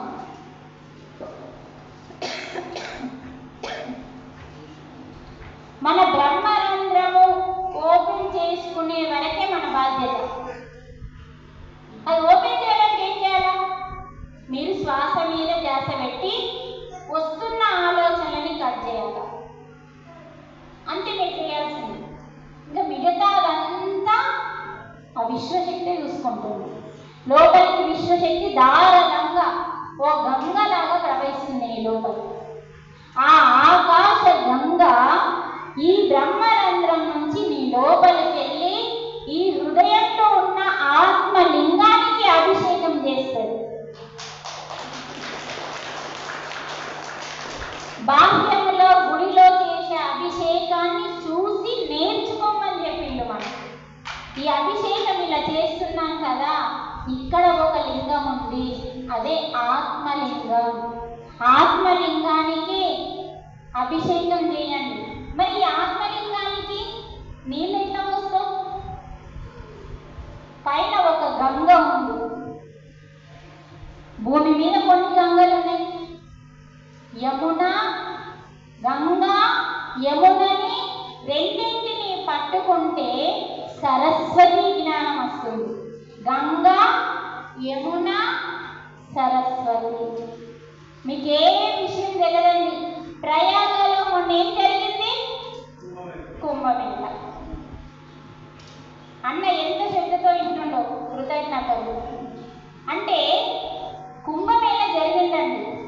అసలు మూడోది కనబడదండి అక్కడ, సరస్వతి కనబడదు అక్కడ. కుంభమేళ అంటే ఏంటిది? గంగా, యమున, సరస్వతి మూడు కలవాలి. కానీ సరస్వతి బయట కనబడదు. గంగ కనిపిస్తుంది, యమున కనిపిస్తుంది, కానీ కలుస్తుంది, కానీ మీకు కనిపించదు. అంటే గంగా, యమున ఎప్పుడైతే ఒక్కటైతాయో సరస్వతి ఇక్కడ కనిపిస్తుందండి. త్రివేణి సంగమం మన శరీరంలో ఉందండి. మన ఉచ్ఛ్వాసని గంగా, నిశ్వాసని యమున, ఈ రెండింటిని ఒక్కటి చేయమంటున్నాడు భగవంతుడు. ప్రాణాన్ని అపానాన్ని రెండింటిని ఒక్కటి చేయు. రెండుగా ఉన్న వాటిని గంగని యమునని ఒక్కటి చేస్తే అవి రెండుగా ఇక్కడికి వచ్చి, రెండుగా ఉన్న ఇవి ఒక్కటై ఇక్కడికి వస్తే ఇక్కడ జ్ఞాన సరస్వతి ఓపెన్ అవుతుంది. అదే త్రివేణి సంగమం. అప్పుడే నీకు పరమాత్మ యొక్క విశ్వశక్తి అంటే ఆకాశగంగా ఈ బ్రహ్మరంధ్రం నుంచి నీ లోపలికి హృదయంలో ఉన్న నీ ఆత్మలింగానికి అభిషేకం చేస్తుంది.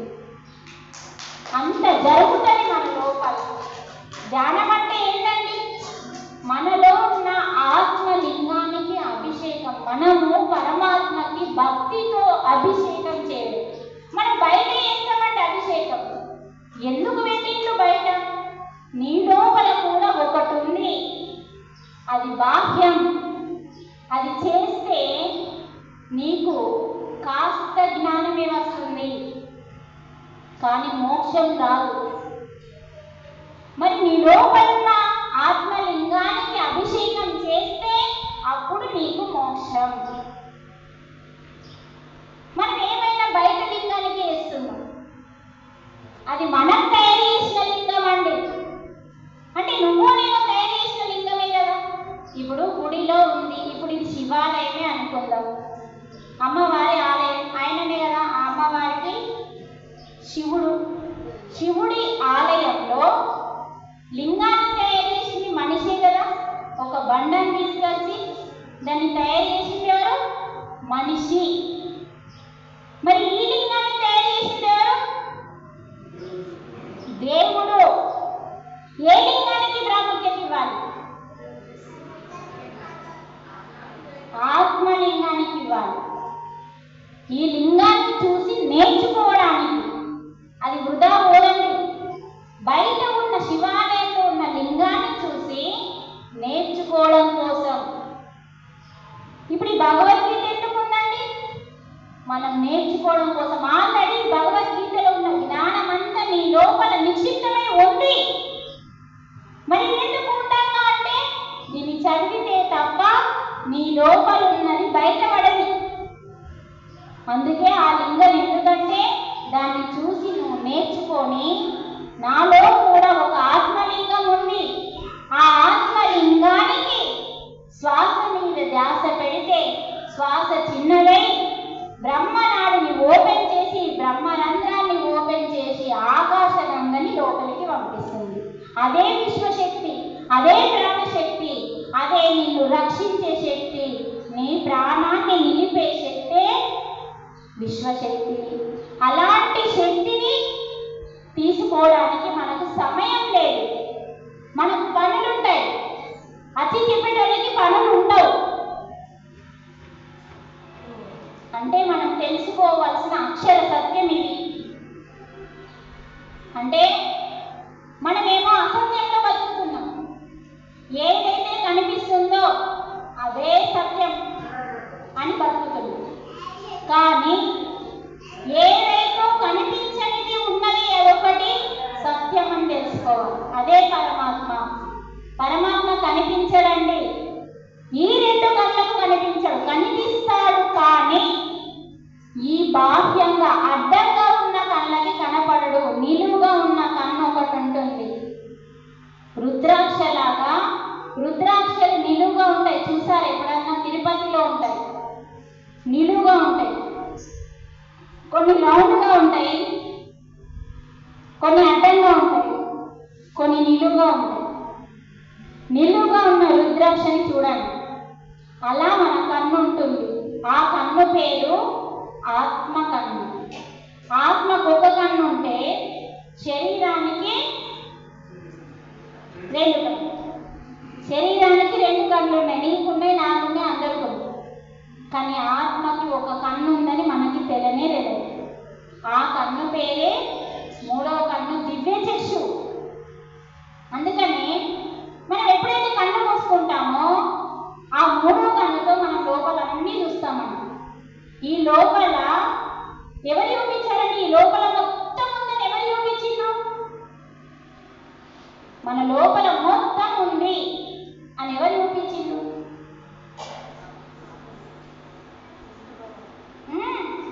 గట్టిగా ఎవరు ఇచ్చిండ్రు? ఎప్పుడు ఇచ్చిండు? చిన్న పిల్లాడిగా ఉన్నప్పుడు మట్టిని తిని తల్లితో దెబ్బలు తినడానికి సిద్ధంగా ఉండి అప్పుడు ఇచ్చింది. అంటే కృష్ణుడి లోపలే ఉన్నాయని కాదు దాని అర్థం. ప్రతి ఒక్కరి లోపల ఏమున్నాయని చూపించిండు? 14 లోకాలు. 14 లోకాలు ఎక్కడి నుంచి ఉంటాయో తెలుసా అండి? మనం నిలబడితే మనకి ఇక్కడ నుంచి మూలాధారం నుంచి పైనకి 7 లోకాలు ఉంటాయండి. మనం నిలబడ్డప్పుడు ఈ 2 నుంచి కిందికి 7 లోకాలు ఉంటాయండి.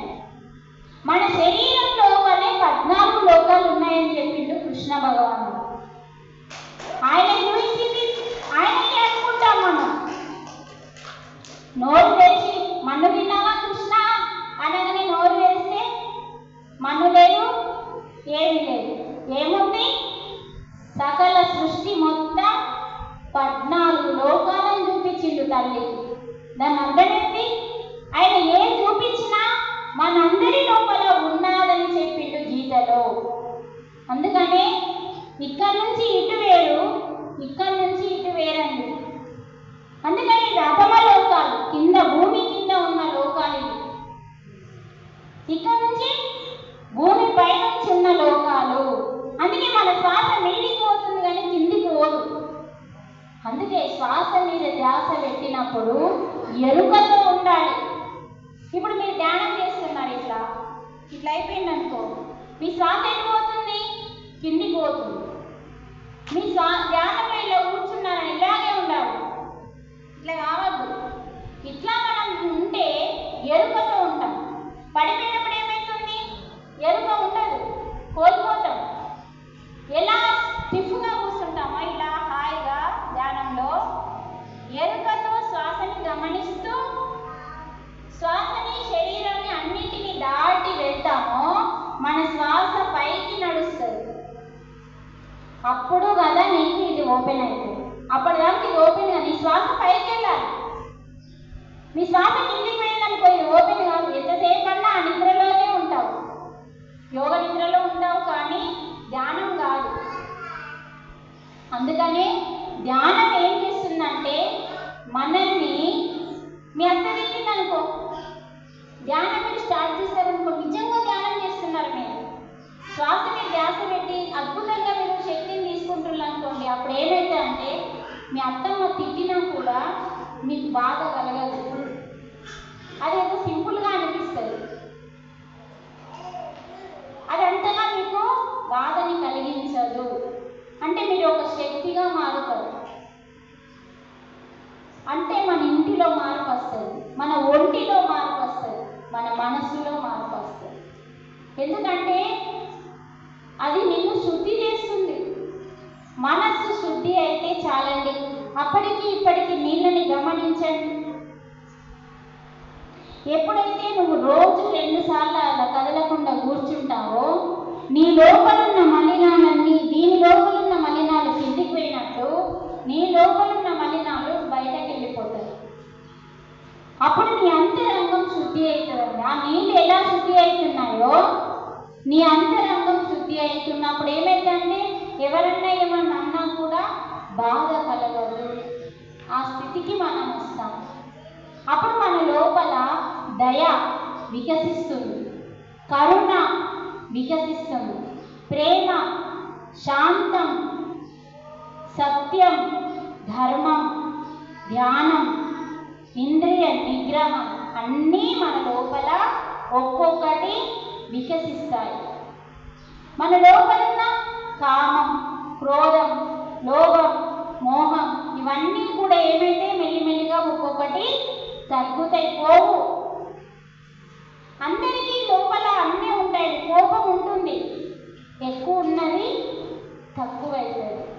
అసూయ ఉంటుందండి, ఎక్కువ ఉన్నది తక్కువైపోతుంది. మెల్లిమెల్లిగా తగ్గిపోతాయి, ఒకటేసారి పోవండి. తగ్గిపోయి తగ్గిపోయి తగ్గిపోయి నువ్వు ఎప్పుడైతే ప్రతి ఒక్కరి లోపల పరమాత్మని చూడగలిగే స్థితికి వస్తావో అప్పుడు పోతాయి. ఇలా రాగానే అలా ఓ సుట్టలు సుట్లాగా అవి గట్టిగా పట్టుకొని ఉంటాయి మిమ్మల్ని. కరుణ తొందరగా వెళ్ళిపోతుంది, కానీ చాలా గొప్పది. కరుణ ఎంత గొప్పదో, కరుణ ఉన్న ప్రతి ఒక్కరూ దేవతలు అని చెప్పింది గీతలో. భగవంతుడు ఏం చెప్పిందంటే ఎవరికైతే కరుణ ఉంటుందో వాళ్ళందరూ దేవుళ్ళతో సమానం అని చెప్పింది. అందుకే మనము మంచి చేయకపోయినా సరే కానీ పాపం చేయదు. ఆ పాపం ఏంటో మనం తెలుసుకోవాలి. ఫస్ట్ మనల్ని మనం హింస చేసుకోదండి. మనం ఏం చేస్తామంటే లేట్ అంటాం, లేట్ వేస్తాం. అది హింసనా కాదు? హింస అని ఎంతమంది చెప్తారో చెప్పండి. మేడం లేట్ అంటే కూడా హింసనేనా అని మీరు అనొచ్చు. కానీ మీ లోపల ఏం జరుగుతుందో మీకు తెలియదు కదా. మన లోపల హార్మోన్స్ అన్నీ చచ్చబడిపోతాయండి లేట్ లేస్తే. మన లోపల జ్ఞానానికి సంబంధించిన కొన్ని హార్మోన్స్ ఉంటాయండి, అవన్నీ చచ్చుబడిపోతాయి. జ్ఞానం వికసించదు లేటుగా లేస్తే. అందుకే బ్రహ్మ గడియ అని పెట్టింది. ఒక మనిషి లేటుగా లేచినా మీరు హింసించుకున్నట్టు, ఒక మనిషి లేటుగా పడినా హింసించుకున్నట్టు. ఎందుకంటే నిద్ర ఒక వరం. నిద్ర అందరికీ పడుతుందా? మంచిగా పడుతుందా? నిద్ర ఎంత గొప్పదో. అందరికీ నిద్ర పట్టదండి. ఎందుకంటే అందరికంటే ఇంకా నీకే సమస్యలు ఉన్నాయని ఫీల్ అవుతావు కాబట్టి. సమస్యలు వాళ్ళకి తక్కువ ఉన్నాయి, దేవుడు అన్నీ నాకే పెట్టిండు అని నువ్వు ఫీల్ అవుతావు కాబట్టి నీకు నిద్ర పట్టదు. నిద్ర ఎవరికైతే ఇలా పడుకోగానే వెళ్ళిపోతాడో వానికి అది వరం, పట్టని వాడికి అది శాపం. మీకు ఒక స్టోరీ పెట్టి నేను క్లోజ్ చేస్తా. ఆకలి అవుతుందా? రంగానంటూనే చిన్నదో చిన్నదో చెప్పేస్తుంది అమ్మాయి. ఆకలి నిద్ర గురించి చెప్పుకుందాం ఒకసారి, ఎంత గొప్పది. అందుకనే 10 ఏంటంటే చాలు, నిద్ర పోకుంటే ధ్యానం చేసుకోమని చెప్పింది గురువులు. కానీ ముచ్చేట్లు పెట్టదు, ఫోన్ పట్టదు. 10 దాటిందంటే చాలు అన్నీ ముగించేయాలి. రామాయణంలో వాల్మీకి మహారామాయణం, సంపూర్ణ రామాయణంలో వాల్మీకి ఇచ్చిన సందేశం ఏంటంటే, సీతారాములు అడవికి వెళ్తుంటే లక్ష్మణుడు వెళ్ళింది అందరికీ తెలుసు. లక్ష్మణుడు నిద్ర బాగా వస్తుందండి, నిద్రప్రియుడైన ఎక్కువ నిద్ర వచ్చేవాడు లక్ష్మణుడు. అయితే అరణ్యంలోకి వెళ్తున్న అన్నవరుణ్ణి కాపలా కోసం వెళ్తాడు. ఎందుకంటే దట్టమైన అడవిలోకి వెళ్తాడు. ఆ దట్టమైన అడవిలో ఎన్నో మృగాలు ఉంటాయి. వాటి నుంచి రక్షించడానికి లక్ష్మణుడు నైట్ అంటే రాత్రంతా మెలకువతో ఉండాలి. అయితే ఆయనకు నిద్ర ఆగదు. ఏమైపోతుందో అప్పుడు కూరుకుతూ ఉంటాడు. ఆగవే తల్లి. కూరుకుతూ ఉంటే కండ్లని పొడుచుకుంటాడు బాణాలతో. తెలుసా? తెలియదు. సరే, బాణాలతోని పొడుచుకుంటే రక్తం కారుతాయి, నిద్ర అవుతుందా? ఆగదు. అయినా మళ్ళీ నిద్ర వస్తుంది. అప్పుడు నిద్ర దేవతని పిలుస్తారు. నిద్రకు ఒక దేవత ఉంటుంది తెలుసా? అన్నింటికీ దేవతలు ఉంటారండి. అందుకే నిద్ర దేవతని పిలుస్తాడు. నిద్ర దేవతని పిలిచి, ఓ మాత, నాకు నిద్ర రాకుండా చెయ్యు అని అడుగుతాడు. అడిగినప్పుడు నిద్ర దేవత చెప్తుంది, ఇది ప్రకృతికి విరుద్ధం. మనిషికి నిద్ర ఉండాలి, కర్మ ఉండాలి అని చెప్పి ఆ ప్రకృతికి విరుద్ధం నేను చెయ్యను అంటుంది. అప్పుడు ఏం చెప్తుంది లక్ష్మణుడు, నా రాముణ్ణి సీతమ్మ తల్లిని రక్షించడానికి నేను కాపలా ఉండాలి, వాటి నుంచి రక్షించడానికి నాకు నిద్రని జయించాలి అని చెప్పినప్పుడు ఆ నిద్రని జయించడానికి ఆమెను అడిగితే, నీ నిద్రని ఎవరైనా తీసుకుంటే అప్పుడు నేను ఓకే చేస్తాను. ఆమె నిద్రని ఎవరు తీసుకోవాలి? భార్య తప్ప ఎవరు తీసుకోరు. భార్య పేరేంటి? ఊర్మిళ. అంటే ఆ భార్య ఏం చేయాలి? ఇప్పుడు ఆమె నిద్ర పోవాలి, భర్త నిద్రని కూడా ఆమెనే తీసుకోవాలి. అప్పుడు చూడండి, డేనేమో భర్త నిద్ర, రాత్రి ఆమె నిద్ర. 14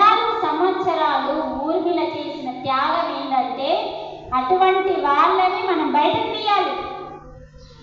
ఒక సీతని మాత్రమే తీస్తాం, కానీ సీతారాములు బాగుండడం కోసం లక్ష్మణుడు ఊర్మిళ చేసిన త్యాగం గురించి మనం చెప్పుకోవాలి. ఆ చేసిన త్యాగం ఏంటి?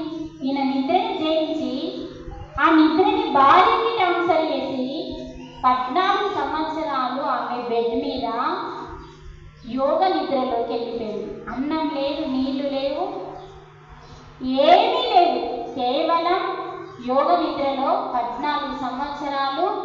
మళ్ళీ భర్త వచ్చి లేపేంత వరకు 14 సంవత్సరాలు యోగ నిద్రలోకి వెళ్ళిపోయింది ఊర్మిళ.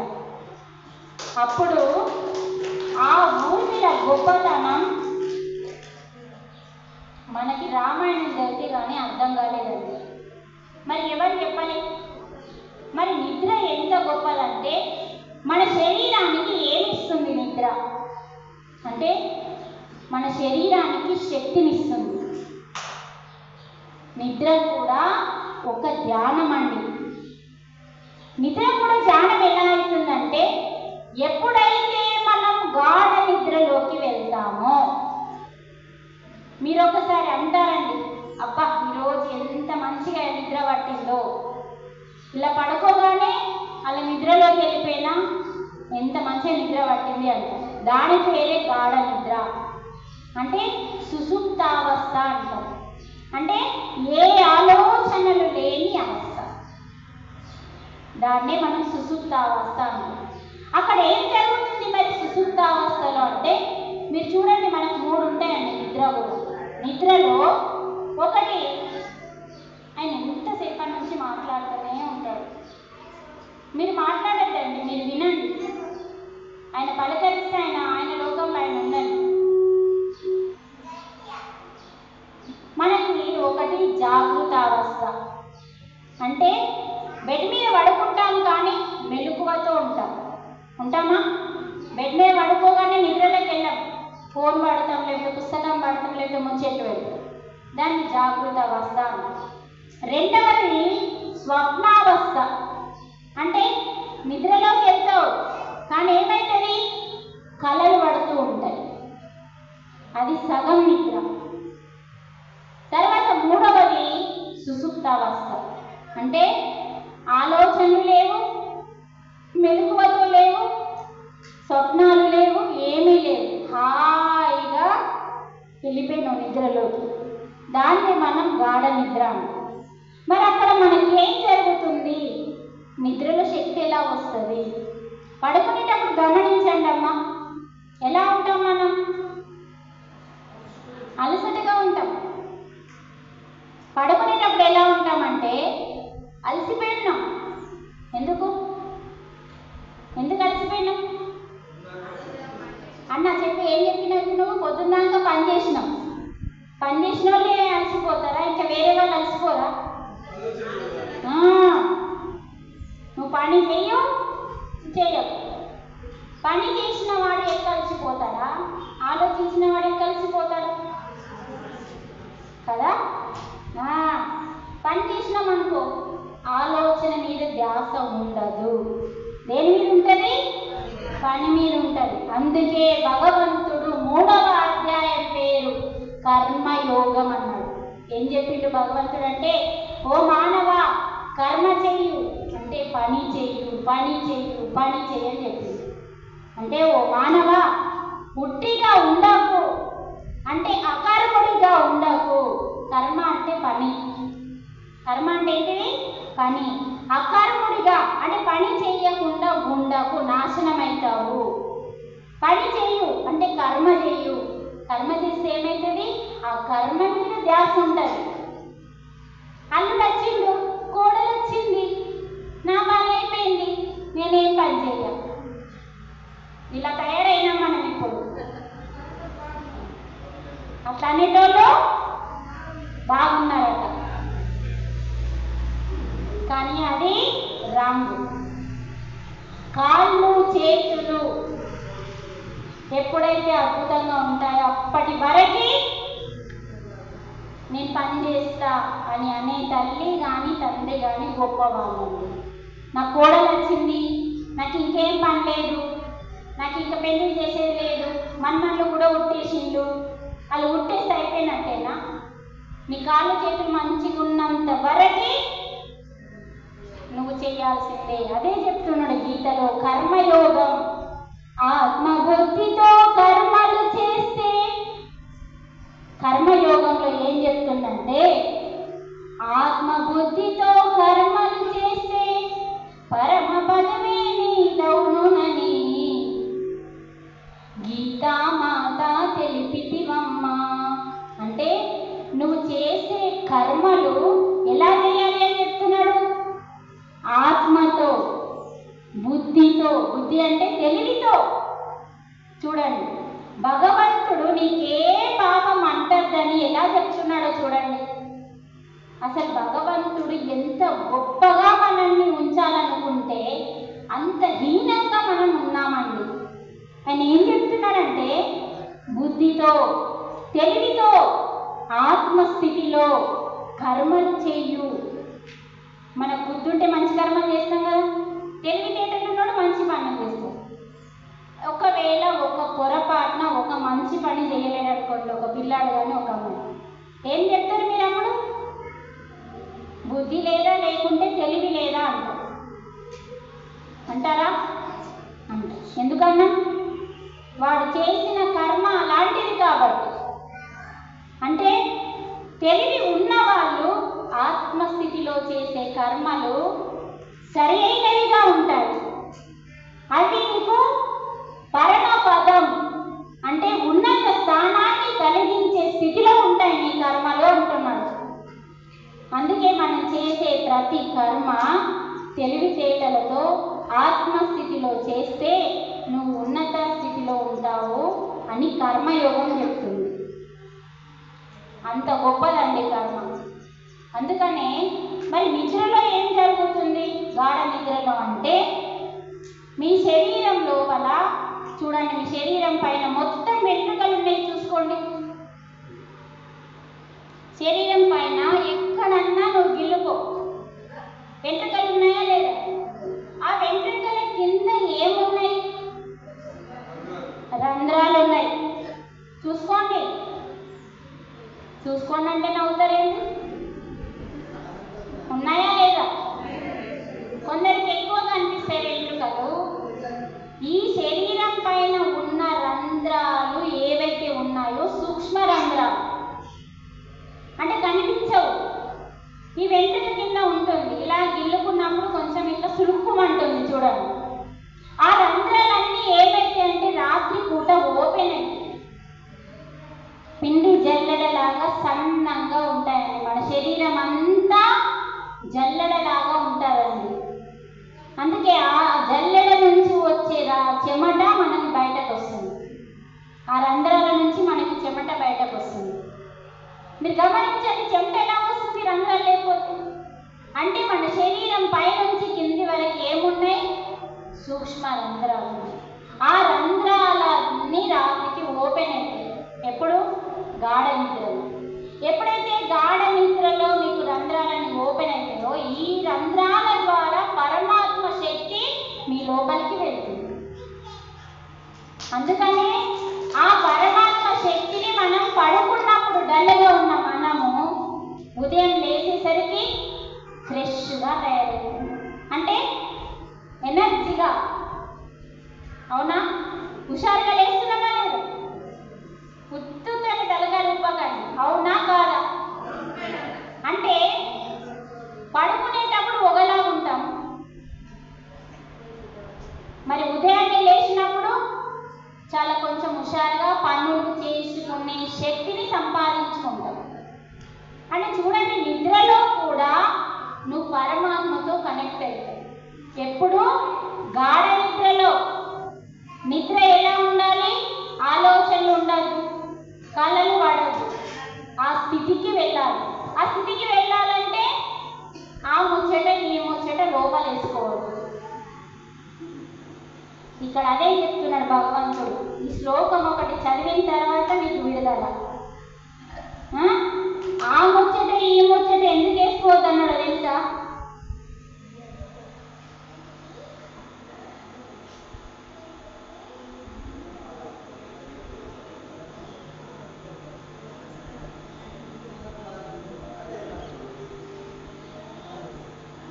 ఛాన్స్ ఇస్తే చాలు మాట్లాడే. మరి ఏం చెప్తాను చూడాలి ఇక.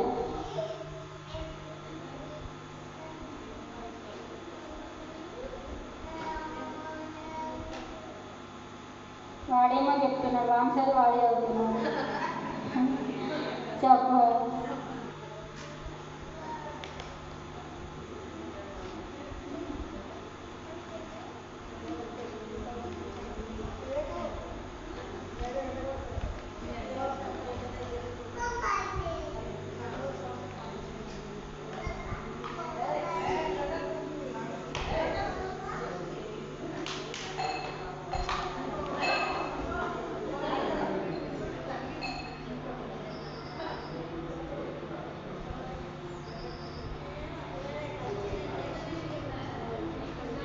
చూడండి ఈ శ్లోకము ఒకసారి ఏం చేస్తుందో 2 నిమిషాలలో అయిపోతుంది. స్పర్శాం కృత్వ శ్లోకం నేను చదువుతానండి, మీకు కొంచెం సంస్కృతం కాబట్టి అంటారా శ్లోకం? ఒకసారి చెప్పండి. స్పర్శాం కృత్వ, మంచి కూర్చోండి, శ్లోకం కదా చెప్పింది. బహిర్బాహ్యాన్ చక్షుష్వైవాంతరే భ్రువోః ప్రాణాప్రాణౌ సమౌ కృత్వా నాసాభ్యాంతరచారిణా. వెరీ గుడ్, చక్కగా చెప్పింది. ఇది శ్లోకం. మనకేమైనా అర్థమైందా? ఇప్పుడు ఏం చెప్తున్నాడు మరి భగవానుడు చూద్దాం. శ్లోకం అయితే ఇచ్చింది. అందరు ఏం చేస్తారంటే మేము గీతాపారాయణం చేస్తున్నాం. సరే, గీతాపారాయణం అంటే ఏంటి తెలుసా? ఇలా శ్లోకాలు చదవడం. కానీ ఆ శ్లోకం ఏం చెప్తుందో ఆచరించాలి. అర్థమవుతుందా? శ్లోకం ఏం చెప్తుందో మనం పాటించడం ఇంపార్టెంట్. ఇక్కడ శ్లోకం ఏం చెప్తుందంటే సప్త స్పర్శాది బాహ్య ఇంద్రియాలు, అంటే మనకి కొన్ని ఇంద్రియాలు ఉన్నాయండి. కళ్ళు, ముక్కు, చెవులు, నోరు, నాలుక, శరీరం, కాళ్ళు, చేతులు, జననేంద్రియం, మల విసర్జన. ఇలా మనకి 10 బాహ్య ఇంద్రియాలు ఉన్నాయని అందరికీ ఇవన్నీ నేను చేతిలో ఆడుతూ కొంచెం నవ్వుతారని అడిగినారు. కొంచెం నవ్వాలి కదా. ఈ 10 ఇంద్రియాలు ఎవరికైతే ఉన్నాయో వాళ్ళందరినీ ఏం చేయమంటున్నాడు? బాహ్యేంద్రియ విషయాలని చెవులతో విన్నది, కళ్ళతో చూసింది, నోటితో మాట్లాడింది, కాళ్ళతో నడుచుకుంటూ ఎక్కడికి వెళ్ళాలి, ఇవన్నీ దేనితోనైతే చేస్తావో ఆ విషయాలన్నింటినీ బయట నుంచి బయటకే నెట్టివేయు, కానీ నీ లోపల వేసుకోకు అంటున్నాడు పరమాత్మ. మనం ఏం చేద్దాం?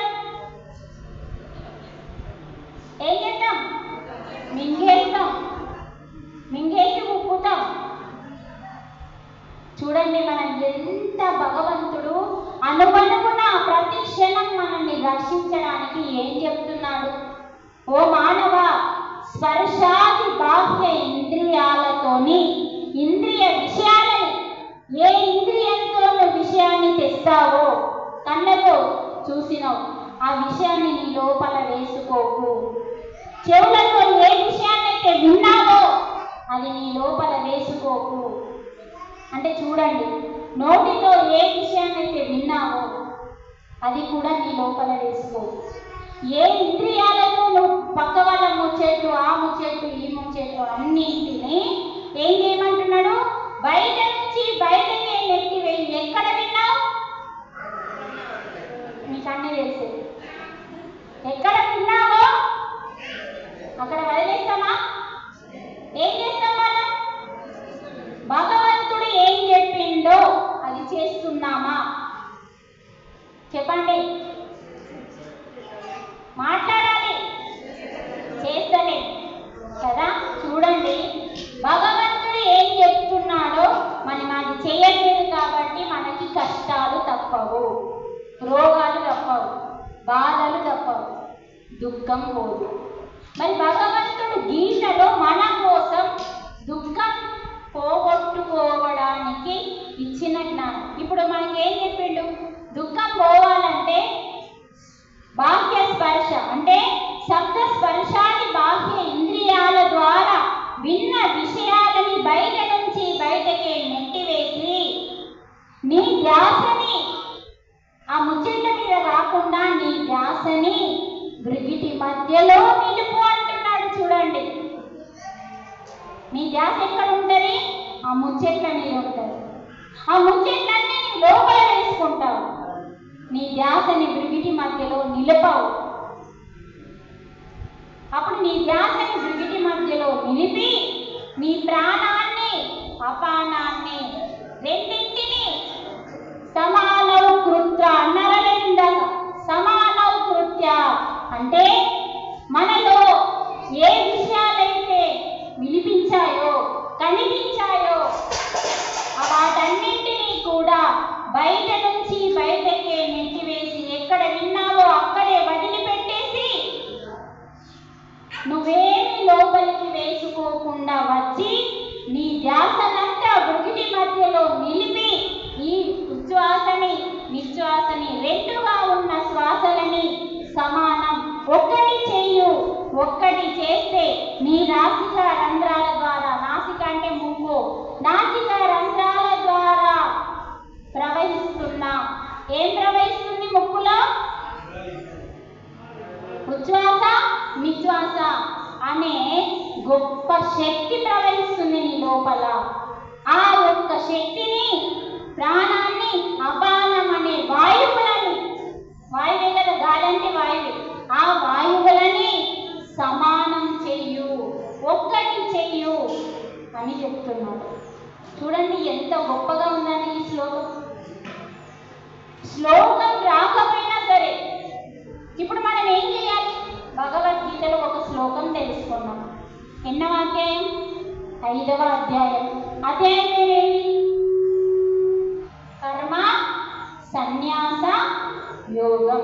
అంటే కర్మని చెయ్యు అంటే పని చెయ్యు, కానీ ఏం ఆశించకు? ఫలితం వదిలిపెట్టే. కర్మని చెయ్యు, ఫలితం ఆశించకుండా పరమాత్మకే ఫలితాన్ని వదిలిపెట్టాలి. నాకేమవుతుంది? ఇది చేస్తే నాకేమొస్తుంది, అది చేస్తే నాకేమొస్తుంది, ఇదే గోల. ఆ గోలలో ఎవడైతే ఉంటాడో పరమాత్మని చేరుకోడు. చూడండి, ఒక్క శ్లోకమే ఇంత చెప్పితే భగవద్గీతలో 700 శ్లోకాలు ఏం చెప్పాలండి? ఒక్క శ్లోకం మనకి ఇప్పుడు ఏం చెప్పింది మీరు చెప్పండి. ఇప్పుడు నేనేం చెప్పిన శ్లోకం ఏం చెప్పింది? ఏం చేయాలి మనం?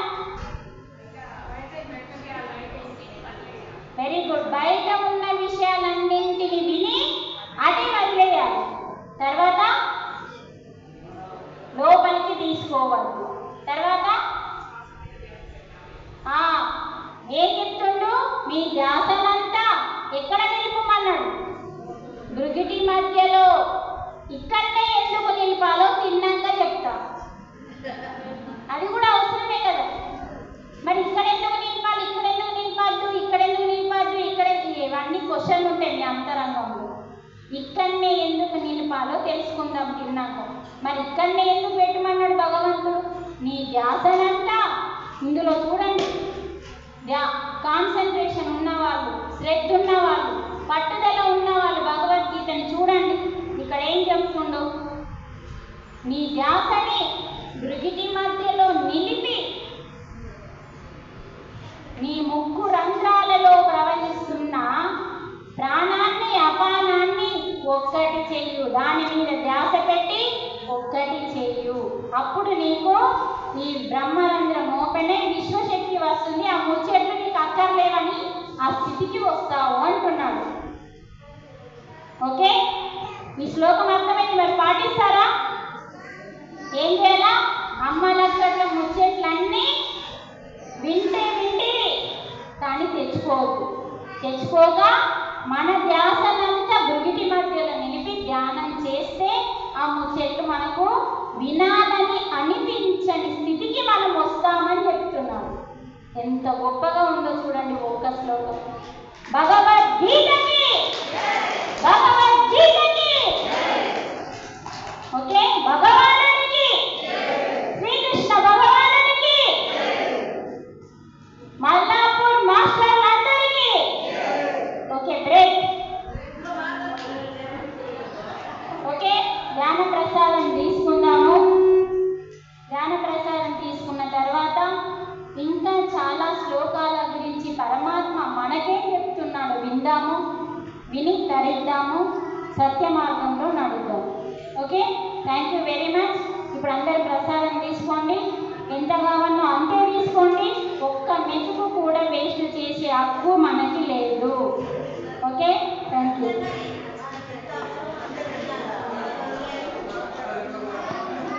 మాస్టర్స్